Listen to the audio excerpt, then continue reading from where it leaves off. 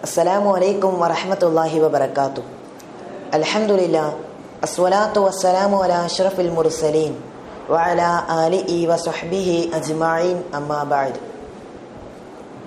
Our most honored India, the greatest secular, the greatest democratic, the greatest federal, the greatest in diversity, the largest populated country in the world, is now ready to celebrate the 77th Independence Day.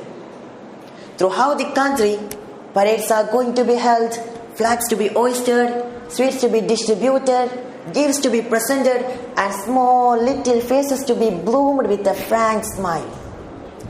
For 76 continuous years, we are repeating these functions. Our schools are decorated, the tricolor flags flutter high everywhere, giving our loving heart a chilly breeze.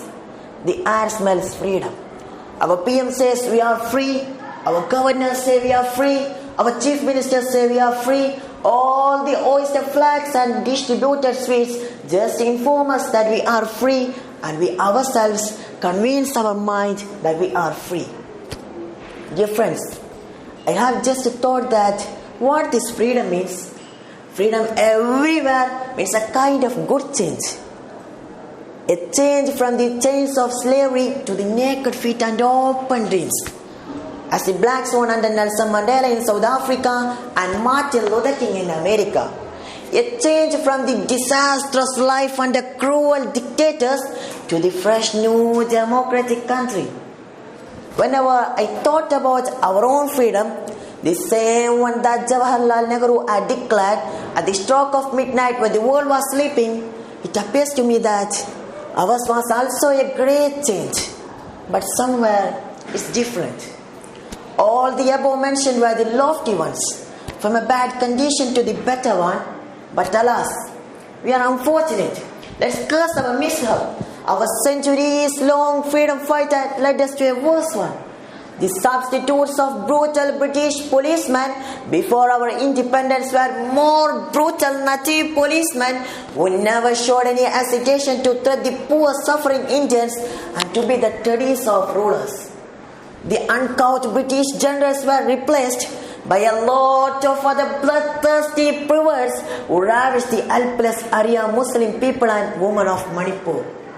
The calm-eyed, elegantly dressed, the treacherous British rulers gave way to some old fakis who know nothing other than this dirty politics, who never showed any hesitation to bring the communal riots and religious-based politics in the contemporary India.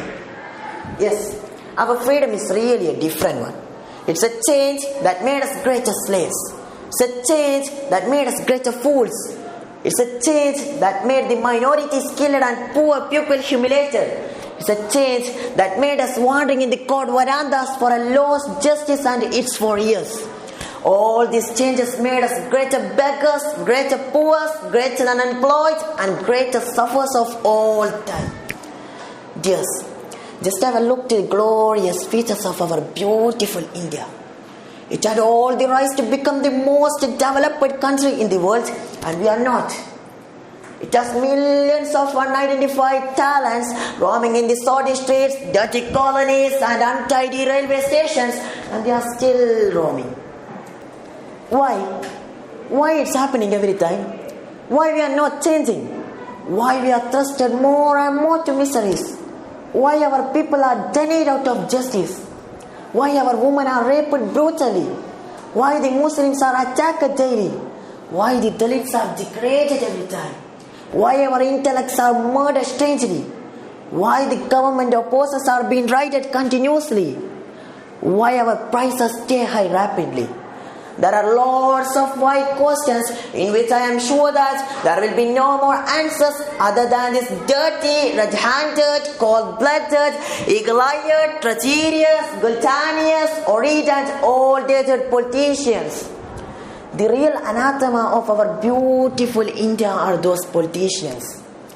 When we are ready to celebrate the 77th Independence Day, when we are ready to see our opulent streets and schools with that lovely tricolors, when we are misunderstanding that we are free, those white-robed politicians are there finding new ways to beguile us. And we know that, and we still vote for them. When our Prime Minister says we value the Constitution, other side, the new Constitution is being prepared according to their virtues and values. When he says Indian people are safe, new states are being communalized as like Manipur and Haryana. New Uttar Pradesh are being created. New Balkis Banus are being raped. When they say India is a democratic and secular country, they are trying to create a Hindu Rashtra. Friends, at last, if you want your lives good, if you want a change, if you want your nation at its most elegant state, if you want to taste the real flavor of freedom, you should be prepared. Very well changed, greatly inspired to the ultimate goal, the eradication of all present-day politics. We must ready for a new freedom fight, neglecting the illusions that we are free. We must raise our hands and crash throats with cheese for a new good India. We must learn a lot from the history to revolt and sacrifice, so that may our children can enjoy a beautiful life, a free air, a fragrant Bharat, and at last a happier life. Hereby I conclude my words. Thank you. Assalamu alaikum wa rahmatullahi wa barakatuh.